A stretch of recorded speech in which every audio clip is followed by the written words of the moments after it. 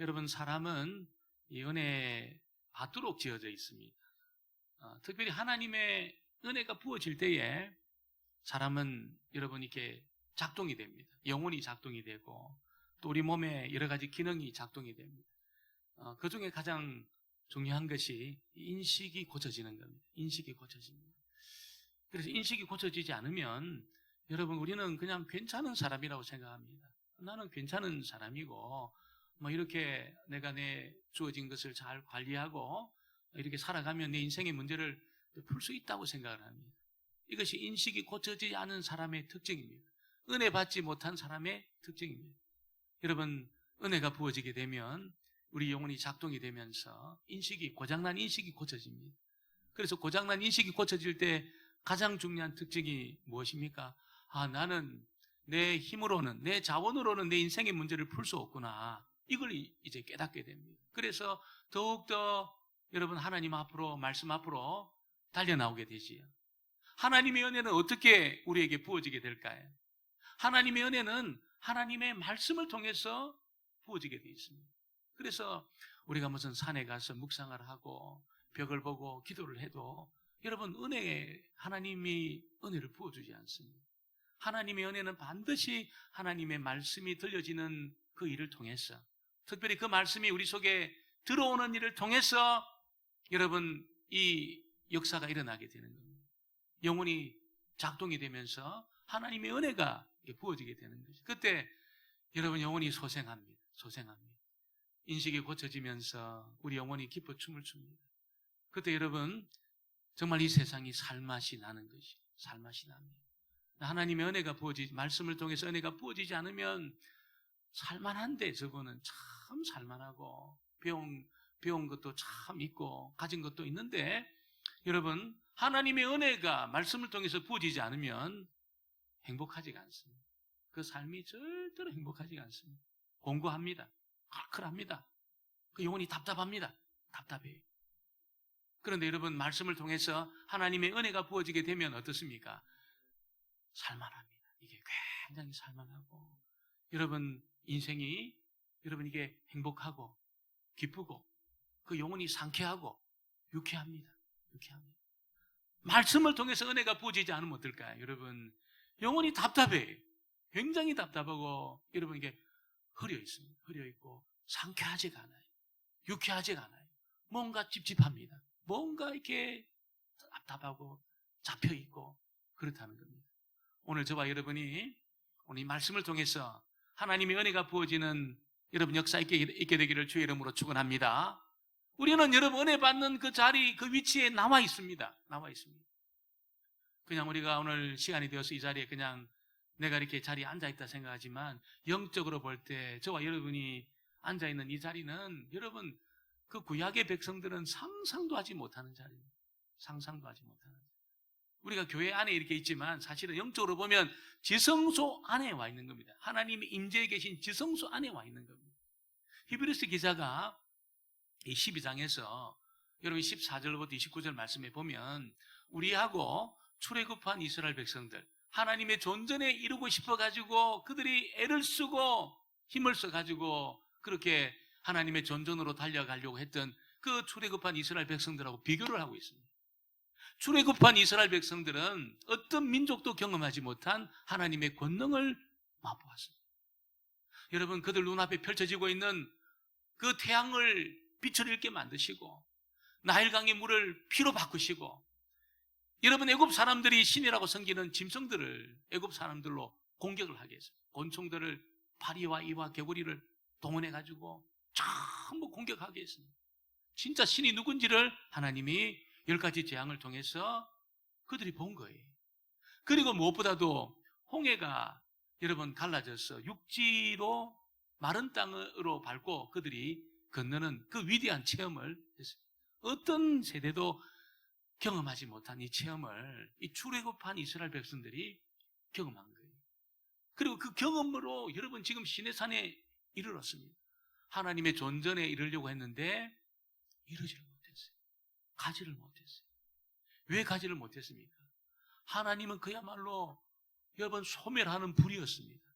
우리가 오늘 읽지는 않았지만 여러분 12장 29절 말씀에 보면 우리 하나님은 소멸하는 불이다 그렇게 말합니다. 소멸하는 불이 뭡니까? 여러분이 그 타는 불은 모든 것을 다 태웁니다. 쇠도 녹입니다. 쇠도 녹입니다. 밝은 그 불은 여러분 쇠도 다 녹여버립니다. 출애굽한 이스라엘 백성들이 시내산에 이르러서 본 것이 바로 그겁니다. 산 전체가 불덩어리였습니다. 하나님이 계신 그 장소가 여러분 산 전체가 불덩어리였습니다. 그런 곳에 어떻게 접근할 수 있겠습니까? 거기서 들려지는 말씀은 전부 자신들의 가슴을 찌르는 말이었습니다. 자신들의 허물과 죄를 다 드러내는 말이었습니다. 다 여러분 심판과 책망의 말씀이었습니다. 그런 말씀이 선포되는 하나님의 존전 앞으로 갈 수 있는 사람이 없었어요. 모세조차도 두렵다고 이야기했습니다. 너무너무 두려워했습니다. 가지를 못했습니다. 그래서 한 사람 모세를 보내가지고 네가 듣고 우리에게 말을 해달라. 우리 직접 들으면 다 죽을 것 같으니까 듣고 말해달라. 그래서 듣고 들려주는 그 말씀을 그들이 들은 겁니다. 여러분, 하나님의 임재 앞으로 가기를 원했어요. 하나님이 계신 그 보좌 앞으로 가기를 원했어요. 가지를 못했어요. 오늘 히브리서 기자는 우리는 가는 정도가 아니고 하나님의 임재 가운데 우리는 지금 있다는 거예요. 임재 가운데 우리는 머물러 있다는 겁니다. 우리가 간 곳은 시온산, 여러분 이 시내산이 아니고 시온산인데 여러분 하나님의 임재 앞에 우리가 와 있다는 겁니다. 여러분 22절로 24절의 말씀에 보면 그러나 너희가 이런 곳은 시온산과 살아계신 하나님의 도성인 하늘의 예루살렘과 천만 천사와 하늘에 기록된 장자들의 모임과 교회와 만민의 심판자이신 하나님과 및 온전하게 된 의인들의 영들과 새 언약의 중보자이신 예수와 및 아벨의 피보다 더 나은 것을 말하는 뿌린 피니라. 이 무슨 이야기냐면 우리는 하나님의 지성소 안에 지금 와 있다는 겁니다. 지성소 안에. 출애굽한 백성들이 그렇게 도달하고 싶어 했던 그 장소로 우리는 그냥 들어와 있다는 거예요. 어떻게? 도대체 그 위대한 기적을 경험했던 사람들은 도달하지 못한 그곳에 우리는 어떻게 오게 되었습니까? 오늘 히브리서 기자는 여러분 우리를 온전하게 된 의인들의 영들과 새 언약의 중보자이신 예수님의 그 피는 아벨의 피보다 더 나은 피다 그렇게 말합니다. 다만 저와 여러분이 주님에 대한 그 믿음 때문에 저와 여러분은 하나님의 임재 안으로 하나님의 보좌 앞으로 주님의 죽으시는 그 일이 나를 위한 죽음이라는 것을 믿고 주님이 피 뿌린 그 피가 나를 위해서 뿌린 피고 그 피로 내가 의로워진다는 것을 나는 단지 믿었을 뿐인데 그 믿음 때문에 저와 여러분이 하나님의 보좌 앞으로 하나님 임재 가운데로 오게 되었다는 겁니다. 그렇게 우리가 머물게 된 겁니다. 어떤 세대도 오지 못한 요 장소 안으로 우리가 그냥 쑥 들어왔다는 거예요. 여러분 시내산에서 그 두려운 소리를 들으면서 가기를 원했지만 가지 못하고 벌벌 떨고 있던 그들하고 우리가 전혀 다른 그런 은혜의 자리에 저와 여러분이 와 있다는 것입니다. 하나님은 저희들을 정죄하지 않습니다. 더 이상 저희들을 정죄하지 않습니다. 하나님이 정죄하지 않는데 우리를 정죄할 수 있는 세력이 이 세상에는 존재하지 않습니다. 마귀도 우리를 정죄할 수 없습니다. 하나님의 보좌 앞으로 달려나온 저와 여러분, 하나님이 용납한 저와 여러분은 어떤 누구도 정죄할 수 없는 그런 은혜의 자리에 우리가 와 있는 것입니다. 그런데 오늘 히브리서 기자가 말하기를 하나님의 은혜의 자리에 우리가 와 있지만 이 존전에 와 있지만 하나님의 은혜를 잃어버린 수 있는 그런 사람들이 있다는 거예요. 하나님의 은혜를 잃어버리면 어떻게 될까요? 쓴뿌리가 납니다. 쓴뿌리가 계속해서 살아갑니다. 자기를 괴롭게 합니다. 다른 사람도 괴롭힙니다. 자기도 더럽게 하고 다른 사람도 더럽게 만듭니다. 이 쓴뿌리가 나면 그럼 다 오염을 시킵니다.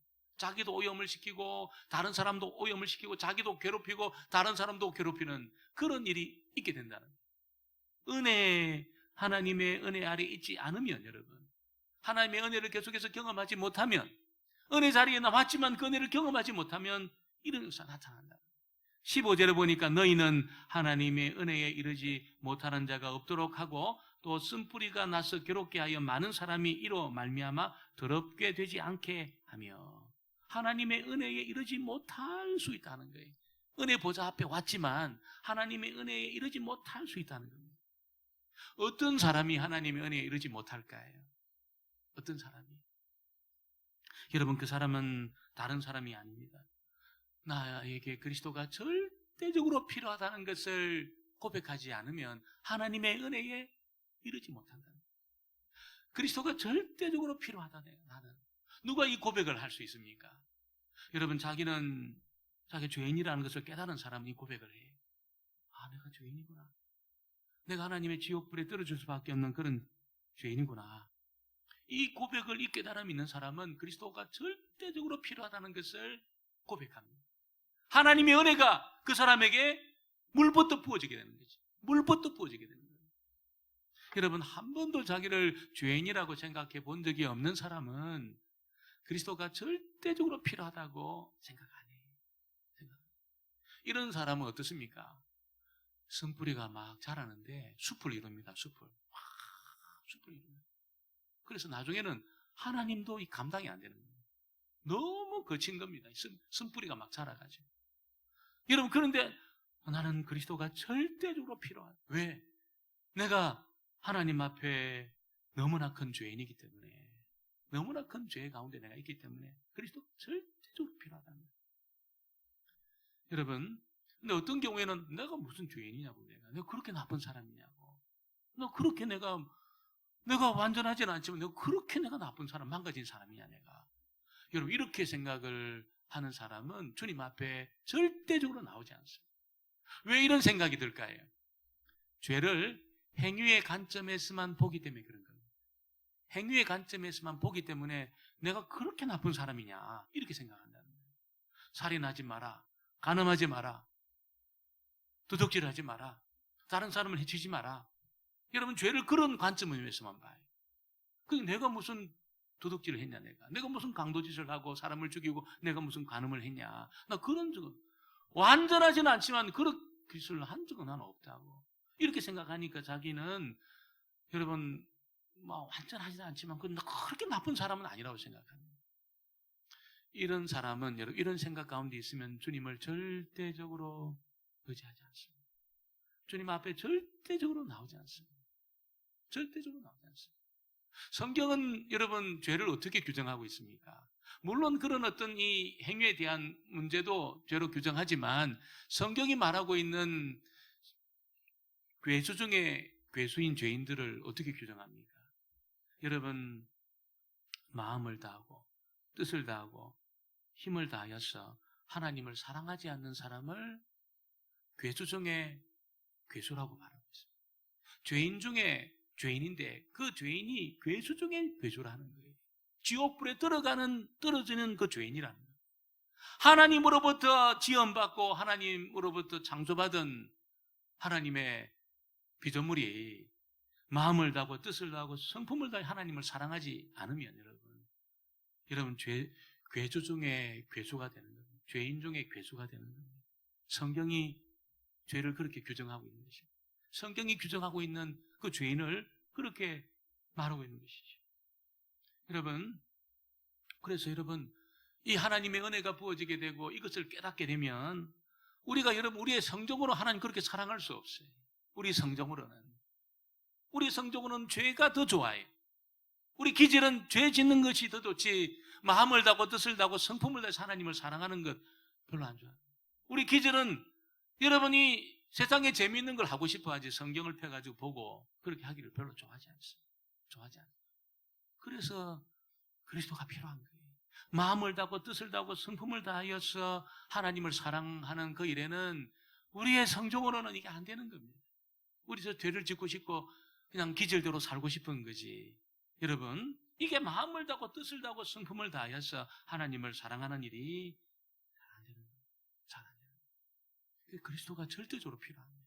주님이 구주가 되어주셨어. 주님이 은혜를 부어주시고 우리를 깨닫게 하시고, 그래서 철저하게 우리 주님을 의지하는 여러분, 그 일을 통해서 하나님의 은혜가 부어지게 됩니다. 그래서 하나님의 은혜는 내가 죄인이구나, 이걸 깨닫는 자에게 부어지게 되어 있습니다. 한 번도 내가 죄인이라고 내가 지옥불에 떨어질 그런 괴수 중에 괴수인, 죄인 중에 괴수인, 이런 고백을 한 번도 안 해보면 여러분, 하나님의 은혜가 부어지지 않아요. 부어지지 않아요. 쓴뿌리가 자랍니다. 계속해서 자랍니다. 특별히 여러분, 이 쓴뿌리는 하나님의 은혜가 부어져야 쓴뿌리가 자라지 않는데, 여러분, 언제 이 은혜가 부어집니까? 여러분, 믿음으로 의로워지는 도리를 깨달을 때, 믿음으로 의로워지는 이 도리를 깨닫는 순간에 하나님의 은혜가 물붓듯 그 사람에게 부어지게 되어 있습니다. 근데 이 도리는 마귀가 여러분 이 도리를 다 감춰둡니다. 이 도리를 깨닫는 사람이 많지가 않았습니다. 1000년 동안이잖아요. 1000년 동안, 중세시대 1000년 동안 이 도리를 딱 숨겨놨어요. 사람들이 어떻게 살았냐면 전부 성화되는 일을 위해서만 살았어요. 성화에만 집중을 했어요. 거룩해지는 그 삶 있잖아요. 내가 나를 관리하고 나를 최선을 다하고 여러분 나를 잘 다듬어 가지고 하나님이 원하시는 단계에 도달하는 그런 방식으로만 신앙생활을 하도록 마귀가 거기에 집중하게 했습니다. 믿음으로 의로워지는 도리는 싹 감춰뒀어요. 싹 감춰뒀어요. 싹 감춰뒀어요. 보이지 않는 겁니다. 그러니까 다 여러분 자기를 잘 추스리고 관리해서 최선을 다해가지고 하나님의 은혜에 도달을 하려고 했어요. 왜? 나는 그렇게 나는 조금만 관리하면 나는 되는, 난 그렇게 망가진 존재가 아니라고 다 생각했습니다. 다 그렇게 생각했어요. 그러니까 조금만 도와주면 단계에 오를 수 있다고 생각한 겁니다. 그 예수님이 이 땅에 오셔가지고 회개하라. 그거로 안 되니까 회개하고 하나님 앞에 굴복하고 항복해라. 그러니까 여러분 유대인들이 예수님을 죽이려고 달려들었습니다. 우리가 회개할 게 뭐가 있다고 그렇게 회개하라고 이야기하냐고. 우리가 그렇게 나쁜 사람이냐고. 예수님은 그렇게 망가지고 나쁜 존재니까 회개하라. 이렇게 선포하는데 유대인들은 이 듣기 싫은 거예요. 듣기 싫은 거예요. 그 나중에 예수님을 잡아 죽여버렸습니다. 여러분 사도 바울이 믿음으로 의로워지는 이 도리를 전가하니까 유대인들이 바울을 죽이려고 달려들었어요. 죽이려고. 우리가 조금만 도와주면 우리는 어느 단계 올라갈 수 있는 사람인데 왜 우리를 그렇게 회개하고 우리를 죄인 취급하면서 그렇게 말하냐고. 그렇게 말하지 말라고. 바울은 안 된다는 거예요. 믿음으로만 우리가 하나님의 그 단계에 도달할 수 있는 존재지, 나를 관리해서 최선을 다해서 나를 추스려가지고 하나님 원하는 단계에 도달할 수 있는 그런 존재가 아니기 때문에 회개해야 되고, 오직 그리스도를 믿는 믿음으로 우리가 의로워진다는, 여러분 그 도리만 그 도리로만 하나님과의 바른 관계 속에 들어갈 수 있어요. 나를 추스려가지고 있잖아요. 최선을 다해가지고 나를 다듬어서 하나님과 바른 관계 속에 못 들어갑니다. 들어갈 수가 없어요. 우리가 잘 아는 웨슬레가 그렇게 살았습니다. 자기를 잘 다루어 가지고 있잖아요. 어려서부터 여러분 그런 신앙 교육을 받으며 자랐거든요. 자랐어요. 최선을 다해 자랐어요. 잘 관리된 여러분 성경을 통해서 어머니의 그 기도를 통해서 그건 자랐어요. 교회 안에서 자랐어요. 잘 자랐습니다. 공부 잘해가지고 옥스퍼드 대학 들어갔어요. 거기서도 탁월한 사람이 됐어요. 교수를 해라고 할 정도로 사람들이 그를 인정을 해주었어요. 그는 그걸 원하지 않았어요. 말씀을 가르치고 전도를 하고 나중에는 미국까지 가서 선교하는 그런 자리까지 들어갔습니다. 이 정도로 최선을 다해서 살아가는 웨슬레는 하나님이 자기를 만족하는 존재라고 생각했어요. 하나님하고 자기에게는 문제가 없다고 생각했습니다. 믿음으로 의로워지는 도리를 몰랐어요. 그래서 여러분 미국에서 돌아올 때 이 배 안에서 큰 풍랑을 만나가 배가 침몰하기 직전에 웨슬레가 뭐 했습니까? 기둥을 붙들고 있잖아요. 벌벌벌 떨고 있었습니다. 벌벌벌 떨고 있었어요. 이러다가 내가 죽구나 이제 끝나구나 이러다가 내 인생이 끝나구나. 그런 벌벌벌 떨고 있었습니다. 여러분 그 옆에 있던 그 독일의 모라비안 교도들은 여러분 얼굴을 보는 순간 충격을 받은 거예요. 웨슬레가. 모라비안 교도들의 얼굴은 밝은 날에 여러분 빛나는 태양처럼 밝았습니다. 태양처럼. 두려움이 전혀 없었습니다. 당신들은 두렵지 않냐고 물었어요. 두렵지 않다는데. 그때 웨슬레가 이러면 내가 하나님과 지금 이 잘못된 관계 속에 저들이 맺고 있는 관계를 내가 맺고 있지 못하구나. 이걸 안 거예요. 이 최선을 다하고 있잖아요. 정말 선교하고 자기를 다 내어드려서 이렇게까지 내가 정말 주를 위해 살아가는 나는 하나님과 잘못된 관계 속에 있었다는 거예요. 모라비안 교도들은 바른 관계 속에 있었습니다. 빛났습니다. 그 죽음의 순간에도 빛이 났습니다. 빛이 났습니다. 웨슬리는 벌벌 떨고 있었습니다. 공포 속에 벌벌 떨고 있었습니다. 왜 그랬을까요, 여러분? 믿음으로 어루와지는 도리를 깨닫지 못한 거예요. 믿음으로 어루와지는 여러분 그 은혜를 경험하지 못한 거예요. 거기에 들어가지는 못한 거예요. 들어가지는 못한 거예요. 그냥 여러 가지 여러분 이 활동을 통해서 그가 하나님이 만족할 거라고 막연히 생각한 거예요. 여러분, 하나님의 은혜가 웨슬리 가운데 들어오지 못했어요.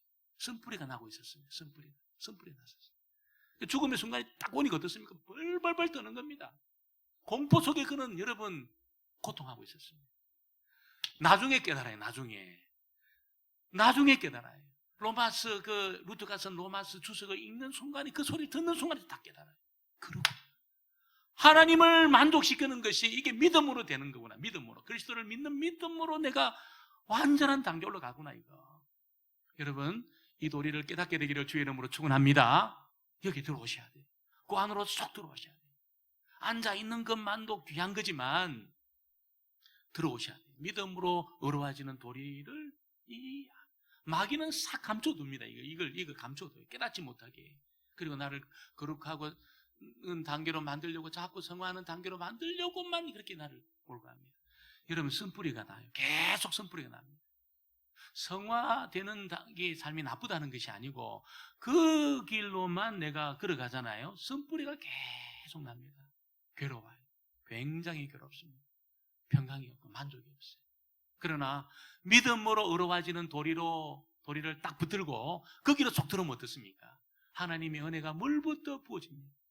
그 이름이 알려지지 않은 모라비안 교도들이 그 죽음 앞에서 담대했던 해와같이 빛났던 그 평강. 여러분, 이게 믿음으로 어려워지는 도리를 붙들 때 경험할 수 있습니다. 이걸 모르고 이걸 잊어버리고 살잖아요. 마귀는 계속 우리를 추스려요. 계속 몰아붙여요. 여러분, 네가 이걸 해야지 하나님 만족시키 단계에 자꾸 올라가는 겁니다. 다른 사람 정죄해요. 그렇게 못 사는 사람 정죄합니다. 자기는 기쁨이 하나도 없어요. 평강이 하나도 없어요. 하나도 없어요. 여러분, 그렇게 살도록 마귀는 계속 조장해요. 그렇게 가도록 조장해요. 계속 조장해요. 여러분, 쓴뿌리가 나서 불행한 삶을 살아야지. 오늘 저와 여러분이 여러분 믿음으로 어려워지는 도리를 붙들게 되기를 주의 이름으로 축원합니다. 그것만이 우리를 하나님 앞에 바로 서게 한다는 거예요. 바로 서게 합니다. 그것만이 하나님을 영원히 완전히 단번에 만족을 시킵니다. 단번에 만족을 시킵니다. 그래서 이렇게 이 은혜를 경험한 사람의 특징이 뭡니까? 그리스도를 날마다 높입니다. 주님이 최고로 자기의 왕이십니다. 하나님이 최고의 왕이 되시죠. 자기 인생의 중심이 됩니다. 그래서 하나님을 마음을 다하고 뜻을 다하고 성품을 다해 하나님을 높이는 그 자리에 들어갑니다. 저와 여러분이 이 자리에 이 믿음으로 어루와지는 도리를 통해서 중심으로 하나님 높이는 이 자리에 이 자리를 들어올 때 여러분 문을 열고 들어오는 거예요. 문을. 그러지 않은 건 뭡니까? 다 담을 넘은 겁니다. 다 담을 넘고 들어온 거예요. 절대로 그렇게 들어오면 안 됩니다. 반드시 그리스도를 여러분 바라보고 의지해서 문을 열고 들어오셔야 돼요. 그때 믿음으로 어루와진 이 삶을 통해서 나 안에 쓴뿌리를 다 뽑아내십니다. 쓴뿌리를 주님이 다 뽑아내세요. 여러분, 하나님 기쁨을 심어주십니다. 평강의 은혜가 나에게 넘칩니다. 심지어 죽음이 내 앞에 오더라도 모라비안 교도와 같이 그 대낮에 해와 같이 빛나는 그런 평강을 그런 평강을 경험하게 됩니다. 직분이 있다고 경험하는 것이 아니에요. 오래 다녔다고 경험하는 것이 아니에요. 반드시 믿음으로 어루와지는 이 도리를 붙들 때, 여러분이 믿고 나올 때 선뿌리는 다 뽑아지고 내 안에 그 은혜가 심겨지게 되는 것입니다. 이 은혜를 경험하게 될 주의 이름으로 축원합니다. 그리고 하나님의 은혜는 오늘 여러분 읽은 이 말씀에 보니까 여러분 이 에서와 같이 하나님의 축복을 멸시하는 사람들에게는 하나님의 은혜가 부어지지 않는다는 거예요. 쓴뿌리가 난다는 거예요. 우리가 여러분 이 16절을 같이 한번 볼까요? 16절 말씀을 같이 보겠습니다. 음행하는 자와 꼭 한 그릇 음식을 위하여 장자의 명분을 판 에서와 같이 망령자가 없도록 살피라. 17절 너희가 아는 바와 같이 그가 그 후에 축복을 이어받으려고 눈물을 흘리며 구하되 버린 바가 되어 회개할 기회를 얻지 못하였느니라. 에서가 여러분 그 이삭 집안의 장자였습니다. 그는 모든 복을 물려받을 권한을 갖고 있었습니다. 근데 에서는 어떻게 했습니까? 그걸 여러분 귀하게 생각 안 했습니다. 하찮게 생각했습니다. 왜 하찮게 생각했을까요? 그는 눈에 보이는 것이 다라고 생각했어요. 손에 잡히는 것이 있어야 그는 힘이 있다고 생각했어요. 무슨 장자의 복, 하나님의 그 축복, 이 가치를 알지를 못했어요. 전혀 알지를 못했어요. 그래서 팥죽 한 그릇에 이거 거래합니다. 거래. 팥죽 거래. 자기를 팔아버렸어요. 물론 팥죽에 팔았다고 팔리는 게 아니지요. 장자가 뭐 팥죽에 판다고 팔리겠습니까? 안 팔립니다. 그런데 여러분 그걸 팔았다는 것은 뭘까요? 에서는 여러분 이 하나님의 영적인 이 복의 가치를 알지를 못한 겁니다. 하나님이 경영하시는 나라가 있다는 것을 에서는 인정을 안 했어요. 눈에 보이는 것이 다라고 생각했습니다. 사람이 죽으면 끝이지.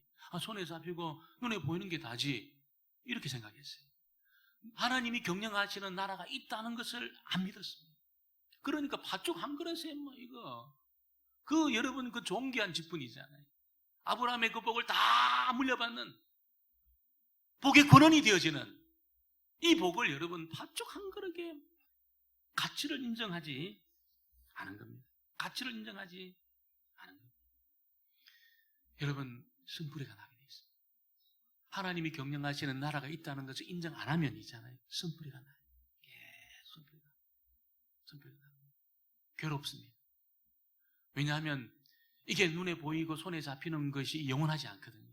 70년, 80년 지나면 이게 낡아지고 깨어지고 부서집니다. 결국은 도움이 전혀 안 돼요. 고통합니다. 쓴뿌리 때문에 고통이에요. 이 자라가지고. 나중에 완전히 여러분 숲을 이룹니다. 자기.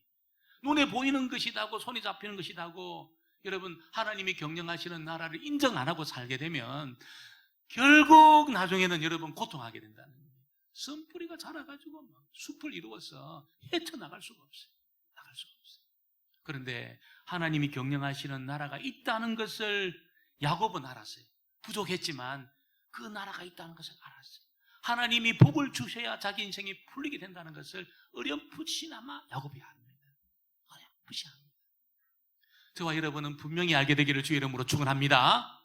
이 복을 받아야 되는 거예요. 하나님이 경영하시는 나라가 있습니다. 그 나라는 진동하지 않는 나라입니다. 다른 모든 나라는 진동하는 나라입니다. 진동하는 나라. 여러분 코로나에 막 이리 흔들리고 저리 흔들립니다. 진동합니다. 경제적인 어려움에 이리 흔들리고 저리 흔들립니다. 여러분 북한에서 미사일 쏘면 이리 흔들리고 저리 흔들립니다. 진동하는 나라. 흔들리는 나라입니다. 진동하고 흔들리는 나라. 그런 나라만 바라보고 여러분 그런 나라 눈에 보이는 것만 붙들고 살려고 여러분이 몸부림치잖아요. 같이 진동합니다. 같이 진동해요. 같이 진동하는 사이에 쓴뿌리가 막 자랍니다. 쓴뿌리가 자라. 나를 괴롭히고 가족을 괴롭히고 있잖아요. 여러분 이 쓴뿌리가 언제 뽑힐까요? 하나님이 경영하시는 나라가 있다는 것을 확실히 믿고 있잖아요. 그 나라를 바라보고 달려갈 때 쓴뿌리가 뽑힙니다. 쓴뿌리가 모세가 있잖아요. 출애굽한 그 가장 주인공이잖아요. 어떻게 보면 주인공이잖아요. 하나님이 너 못 들어가 그랬어요. 너는 가나안 땅에 너 못 들어가 그랬어요. 얼마나 이게 억울한 일입니까? 지금 어떤 일로 지금 이 백성을 이끌고 참으면서 40년을 참으면서 여기까지 왔는데 약속의 땅 앞에서 너 못 들어가 그랬어요. 얼마나 이게 원통한 일일까요? 어떻게 하나님 이럴 수가 있냐고. 그렇게 할 만하잖아요. 모세가 그런 말 한마디도 안 합니다. 그런 말 원망 안 해. 왜 그랬을까요? 모세의 목적은 가나안 땅이 아니었습니다. 모세의 목적은 하나님이었어요. 하나님. 훨씬 컸습니다. 가나안 땅보다 훨씬 컸습니다. 가나안 땅 아무것도 아니었어요. 하나님이 모세의 영원한 목적이고 목표였습니다. 아무런 문제가 안 된 거예요. 들어가든 안 들어가든 문제가 안 됐어요. 아무런 문제가 되지 않았어요. 하나님 진동하지 않는 그 나라를 목적으로 삼아간 사람들의 특징입니다. 특징입니다. 억울하지 않습니다. 원통하지 않습니다. 여러분 이 나라, 눈에 보이는 이 나라, 손에 잡히는 이것만 바라보고 살아가면 원통해요. 억울해요. 너무너무 억울하고 너무너무 원통해요. 너무 원망스러워요. 사람이 원망스럽고 내 인생이 원망스럽고 그래요. 가슴을 칩니다. 이를 갑니다. 원통해요. 다 서지 못하는 것 원통하고 억울해요. 여러분, 그런데 진동하지 않는 하나님 나라를 바라보고 하나님이 부어주시는 그 복 있잖아요. 그 은혜, 그 복을 바라보고 달려가는 사람은 원통하지 않습니다. 억울하지 않습니다. 다 서지 못하고 다 살지 못해도 원통하지 않고 억울하지 않습니다. 하나님 손뿌리 다 뽑아내십니다. 다 뽑아내십니다. 영원한 시간을 사는 거지. 영원한 시간. 여러분, 우리가 2022년을 이렇게 시작하면서 여러분 70년, 80년짜리의 인생만 살면 안 됩니다. 그것만 바라보고 여러분 눈에 보이고 손에 잡히는 것만 붙들고 여러분이 그것만 몸부림치게 되면 쓴뿌리가 살아요. 행복하지가 않아요.